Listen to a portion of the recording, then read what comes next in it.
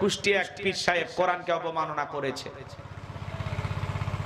আমরা শুনলাম কিছু উৎসুক জনতা তারে পিটাইয়া হত্যা করছে। এদেশে কোরআনকে অবমাননা করা হয়, নবীকে অবমাননা করা হয়, কোরআনকে তুচ্ছ তাচ্ছিল্য করা হয়। আল্লাহর পাঠানো আসমানি শ্রেষ্ঠ কিতাব। কুষ্টিয়াতে কুখ্যাত ভণ্ডপীর শামীমকে যে সকল মুসলমান ভাইয়েরা পিটিয়ে হত্যা করেছে তারা একদম সঠিক কাজ করেছে। কারণ সেই কুখ্যাত ভণ্ডপীর সে বলেছে, আজকে দেখলাম বাংলাদেশের কুষ্টিয়া জেলাতে এক ভণ্ডপীর ছিল শামীম রেজা। সে বক্তব্য দিত নামাজ রোজা হজ জাকাতের দরকার নাই। কিসের নামাজ পড়া লাগবে, কিসের হজ? হজ করার জন্য মক্কা মদিনায় যাওয়ার দরকার নাই, হজ নাকি বাঁশ বাগানেই করা যায়। নাউজুবিল্লাহ বলেন। এই রকম ভাবে ইসলামের বিরুদ্ধে বক্তব্য দিয়েছে। এলাকার জনগণ তার আস্থানায় হামলা করে তাকে মারধর করেছে। এই ভণ্ডপীর শামীম রেজা নাকি দুনিয়া থেকে বিদায় নিয়ে চলে গেছে। আসসালামু আলাইকুম ওয়া রাহমাতুল্লাহি ওয়া বারাকাতুহু। যারা আমার এই ভিডিওটি দেখছেন দেশে ও প্রবাসে সবাইকে আন্তরিক মোবারকবাদ। কুষ্টিয়ার কথিত পীর শামীম রেজা তার বিতর্কিত বক্তব্যের জেরে তৌহিদি জনতা তাকে কুপিয়ে হত্যা করেছে। দর্শক শ্রোতা, আসলে কি ইসলাম সমর্থন করে এই ধরনের কাজ কর্মকাণ্ড এবং কি ইসলাম কুরআন সুন্নাহ মতে কি বলে এই বিষয় নিয়ে আলেমরা মুখ খুলেছেন। আজকে আপনাদের সামনে সেই বিষয়গুলো স্পষ্ট তুলে ধরবো এবং কি তার সাথে কুষ্টিয়ার যে কথিত পীর তিনি যে বক্তব্যটি দিয়েছেন, যে ভিডিওটি ভাইরাল হয়েছে সেই ভিডিওটি তুলে ধরবো। দর্শক শ্রোতা, কথা না বাড়িয়ে প্রথমে চলুন আমরা দেখে আসি কুষ্টিয়ার কথিত পীর শামীম রেজা তিনি কি বক্তব্য দিয়েছিলেন। আর এই কোরআন যারা লিখছে তারাও মূর্খ, যারা পড়ছে তারা আরো মূর্খ। দর্শক শ্রোতা, আপনারা দেখতে পেয়েছেন কথিত পীর শামীম রেজা তিনি যে বক্তব্যটি দিলেন যে কোরআন যে লিখেছে সেই মূর্খ, কোরআন যে পড়ে সেই মূর্খ। নাউজুবিল্লাহ। এই ধরনের বক্তব্যের কারণে কিন্তু তৌহিদি জনতা তারা ক্ষিপ্ত হয়ে তাকে হত্যা করেছে। দর্শক শ্রোতা, আসলেই কোনো মানুষকে হত্যা করা ইসলাম কখনো সমর্থন করে কিনা এই বিষয়ে আলেমরা মুখ খুলেছেন। চলুন তার বক্তব্যটুকু দেখে আসি। কোরআন কারিমকে নিয়ে যে ব্যক্তি কটূক্তি করবে তার বেঁচে থাকার কোনো অধিকার নাই। আজ থেকে 1300 বছর আগে ইমাম মালিক রহমতুল্লাহ আলাই ফতোয়া দিয়ে গেছেন। আপনারা এই দলিলটি পাবেন মুসনাদুল মুআত্তা এই কিতাবের 112 পৃষ্ঠায়। ইমাম মালিক রহমতুল্লাহ আলাই ফতোয়া দিয়েছেন, মান খলাফাল কুরআনা কুতিলা। যে ব্যক্তি কোরআন কারিমের বিরুদ্ধে কথা বলবে বা কোরআন কারিমের বিরোধিতা করবে, অথবা যে ব্যক্তি কোরআনুল কারিমকে নিয়ে বাজে মন্তব্য করবে তাকে হত্যা করা হবে। তাহলে কুষ্টিয়ার যে সকল মুসলমান ভাইয়েরা কুখ্যাত ভণ্ডপীর শামীমকে পিটিয়ে হত্যা করেছে তারা একদম সঠিক কাজ করেছে। তারা ইমাম মালিক রহমতুল্লাহ আলাইহির ফতোয়া অনুযায়ী কাজ করেছে। আর সেই কুষ্টিয়ার কুখ্যাত ভণ্ডপীর সে শুধু কুরআনুল কারিমকে নিয়েই বাজে মন্তব্য করে নাই, সে পরোক্ষভাবে আল্লাহ তাআলাকে গালি দিয়েছে, প্রিয় নবীজি সাল্লাল্লাহু আলাইহি ওয়াসাল্লামকে গালি দিয়েছে। নাউজুবিল্লাহ। কিভাবে? কারণ সে বলেছে কোরআন কারিম যারা লিখেছে তারা মূর্খ। তাহলে কোরআনুল কারিম তো আল্লাহ তাআলা নাজিল করেছে, তাহলে কুখ্যাত ভণ্ডপীর সে কি নাউজুবিল্লাহ আল্লাহ তাআলাকে মূর্খ বলে গালি দিল? আর কোরআনুল কারিম কে পড়েছে? কুরআনুল কারিম আল্লাহ তাআলা প্রিয় নবীজি সাল্লাল্লাহু আলাইহি ওয়াসাল্লামের কাছে নাজিল করেছেন। প্রিয় নবীজি সাল্লাল্লাহু আলাইহি ওয়াসাল্লাম কুরআনুল কারিমকে ওনার সিনায় ধারণ করেছেন। কুরআনুল কারিম প্রিয় নবীজি সাল্লাল্লাহু আলাইহি ওয়াসাল্লাম পড়েছেন। তাহলে নাউজুবিল্লাহ কুখ্যাত ভণ্ডপীর প্রিয় নবীজি সাল্লাল্লাহু আলাইহি ওয়াসাল্লামকেও মূর্খ বলে নাউজুবিল্লাহ গালি দিল। যে প্রিয় নবীজি সাল্লাল্লাহু আলাইহি ওয়াসাল্লামকে গালি দিবে নাউজুবিল্লাহ তাকে হত্যা করতে হবে। আর সাইফুল মাসতুল আলামান সাব্বার রাসূল এই কিতাব সহ অসংখ্য হাদিসের কিতাবে আপনারা হাদিস শরীফ পাবেন। প্রিয় নবীজি সাল্লাল্লাহু আলাইহি ওয়াসাল্লাম স্পষ্ট নির্দেশ দিয়েছেন, মান সাব্বা নাবিয়ান ফাকতুলুহু। যে ব্যক্তি নবীকে গালি দিবে তাকে হত্যা করো। তাহলে কুষ্টিয়ায় যেই কুখ্যাত পীর পরোক্ষভাবে আল্লাহ তাআলাকে গালি দিল এবং প্রিয় নবীজি সাল্লাল্লাহু আলাইহি ওয়াসাল্লামকে মূর্খ বলে গালি দিল, নাউজুবিল্লাহ, সেই কুখ্যাত ভণ্ডপীরকে যে সকল মুসলমান ভাইয়েরা হত্যা করেছে তারা একদম সঠিক কাজ করেছে। আরেকটি হাদিস শরীফ আপনারা পাবেন সহিহ বুখারী শরীফে। প্রিয় নবীজি সাল্লাল্লাহু আলাইহি ওয়াসাল্লাম ইরশাদ করেছেন, মান বাদদালা দীনাহু ফাকতুলুহু। যে মুরতাদ হয়ে যায় তাকে তোমরা কতল করো। তাহলে কুষ্টিয়ার সেই কুখ্যাত ভণ্ডপীর যে কিনা আল্লাহ তাআলার বিরুদ্ধে কথা বলে, প্রিয় নবীজি সাল্লাল্লাহু আলাইহি ওয়াসাল্লামের বিরুদ্ধে কথা বলে, কোরআনকে নিয়ে কটূক্তি করে, সেই মুরতাদ পীরকে যে সকল মুসলমান ভাইয়েরা হত্যা করেছে তারা প্রিয় নবীজি সাল্লাল্লাহু আলাইহি ওয়াসাল্লামের আদেশকে মেনে নিয়েছে, তারাই সুন্নাহের অনুসরণ করেছে, তারা হাদিস অনুযায়ী আমল করেছে, সাতেমকে এবং কুরআনুল কারিমের অবমাননাকারীকে তার উপযুক্ত শাস্তি বুঝিয়ে দিয়েছে। এখন সুশীলরা প্রশ্ন করতে পারে, বা কিছু নামধারী মৌলবী যারা পশ্চিমাদের দালাল, তারা বলতে পারে যে রাষ্ট্র শাস্তি দিবে যারা কটূক্তি করবে কুরআনুল কারিম নিয়ে, কিংবা প্রিয় নবীজি সাল্লাল্লাহু আলাইহি সাল্লামকে নিয়ে যারা কটূক্তি করবে তাদেরকে রাষ্ট্র শাস্তি দিবে, কেউ নিজ থেকে গিয়ে শাস্তি দিতে পারবে না। না, এটা চলবে না। অবশ্যই মুরতাদকে যে কোনো মুসলমান হত্যা করতে পারবে। আজ থেকে 1300 বছর আগে তাবিউত তাবিঈ ইমাম সুফিয়ান সাউরি রহমতুল্লাহ আলাই স্পষ্ট ফতোয়া দিয়ে গেছেন। এই দলিলটি আপনারা পাবেন আল মুসান্নাফু লি আব্দুর রাজ্জাক এই কিতাবে। 19,088 নম্বর রেওয়ায়েত ইমাম সুফিয়ান সাউরি রহমতুল্লাহ আলাই বলেছেন, ইজা কুতিলাল মুরতাদ্দু, যখন মুরতাদকে হত্যা করা হবে, কবলা আই ইয়ারফাহু ইলা সুলতানি, শাসক বিচার করার আগেই যখন মুরতাদকে হত্যা করা হবে, ফালাইসা আলা কাতিলিহি শাইউন, তাহলে যে মুসলমান ভাই মুরতাদকে হত্যা করবে তার উপর কোনো শাস্তি প্রয়োগ করা যাবে না, তাকে কোনো কিছু বলা হবে না, তার কোনো শাস্তি হবে না, কারণ সে একজন মুরতাদকে হত্যা করছে। অর্থাৎ কোনো মুসলমান বা মুসলমানরা মিলে যদি মুরতাদকে হত্যা করে ফেলে শাসক বিচার করার আগেই, তাহলে মুসলমানদের কোনো দোষ নাই, মুসলমানরা ওই মুরতাদকে হত্যা করতেই পারে। এটা তাবিউত তাবিঈ ইমাম সুফিয়ান সাউরি রহমতুল্লাহ আলাই ফতোয়া দিয়ে গেছেন। কুষ্টিয়া এক পীর সাহেব কোরআনকে অবমাননা করেছে। আমরা শুনলাম কিছু উৎসুক জনতা তারে পিটাইয়া হত্যা করছে।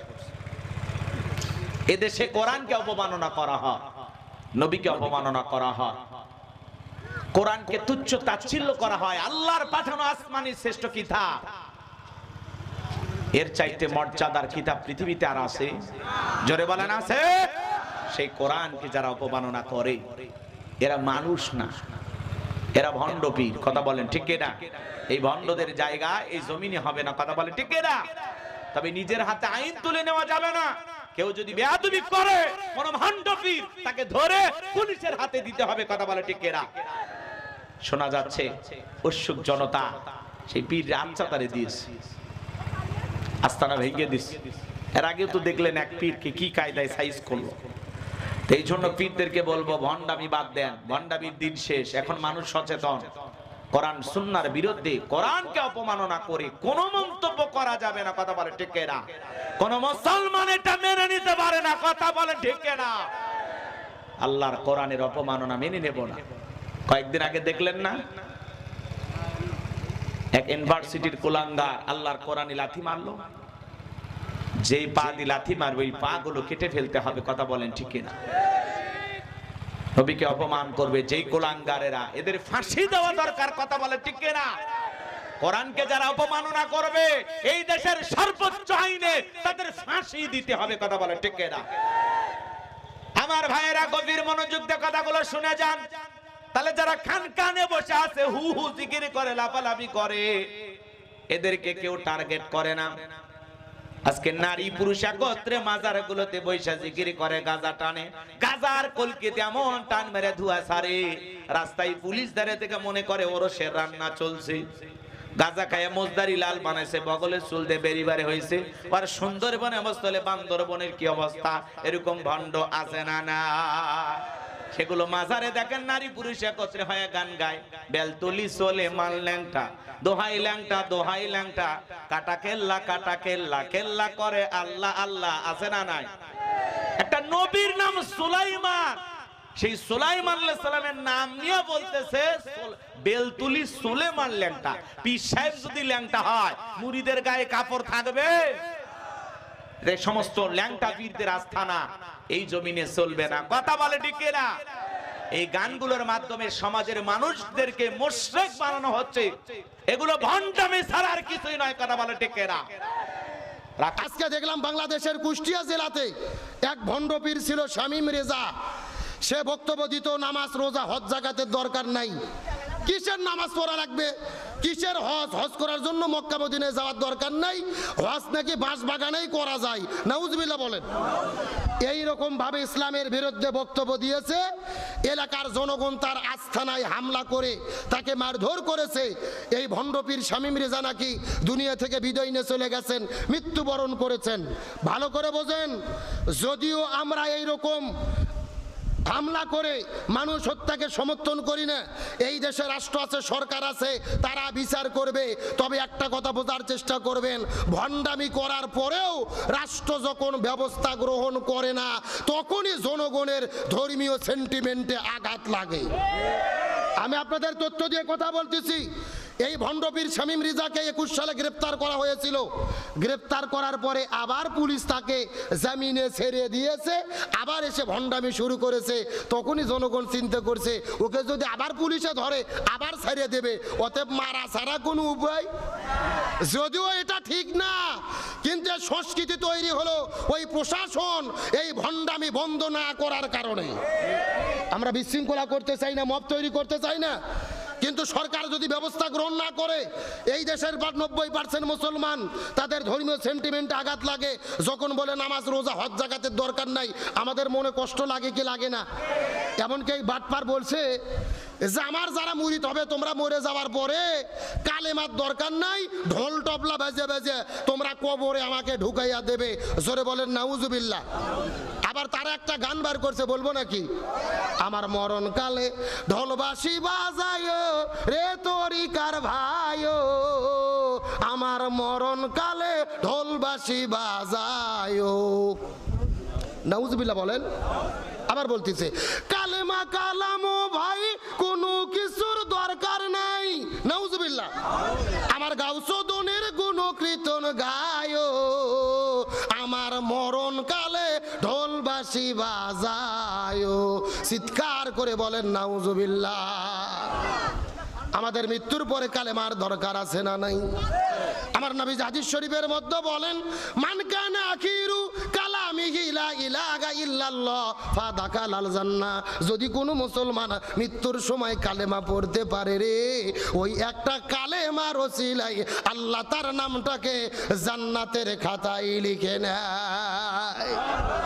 মান কানা আখিরু কালামিহি লা ইলাহা ইল্লাল্লাহ ফাদাখালাল জান্নাহ।